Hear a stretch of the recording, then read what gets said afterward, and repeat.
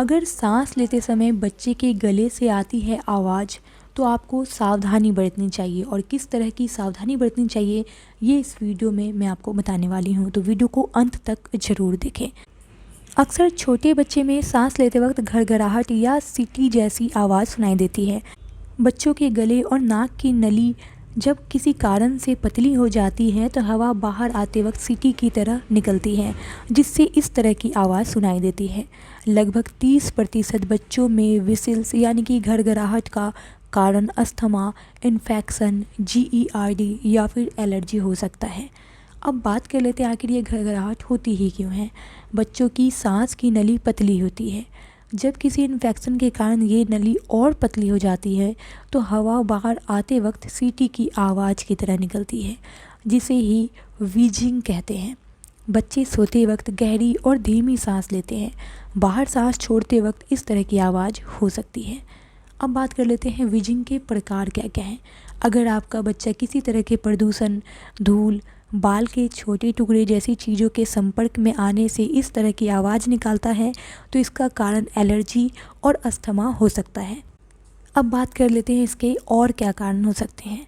तो वायरल और bacterial infection भी इसका कारण हो सकता है।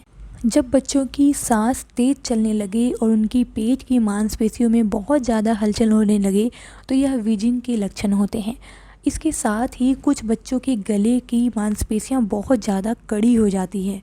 ऑक्सीजन अंदर तक ना पहुंचने के कारण उनकी त्वचा पीली और कभी कभी लाल भी पड़ने लगती है। सांस लेते वक्त खांसी आती है। सर्दी और बुखार के लक्षण भी दिखाई देते हैं। पसीना छूटने लगता है। आँखों में जलन और खुजली होती है। पेट भी खराब रहता है। इसके साथ ही गले और चेस्ट में दर्द भी देखा जा सकता है। अब बात कर लेते हैं आखिर ये लक्षण कब बहुत ज़्यादा गंभीर हो सकते हैं। ये लक्षण कभी कभी ऐसे भी हो सकते हैं जब आपको सांस लेने में काफ़ी ज़्यादा दिक्कत हो, यानी बच्चे को सांस लेने में काफ़ी ज़्यादा दिक्कत हो।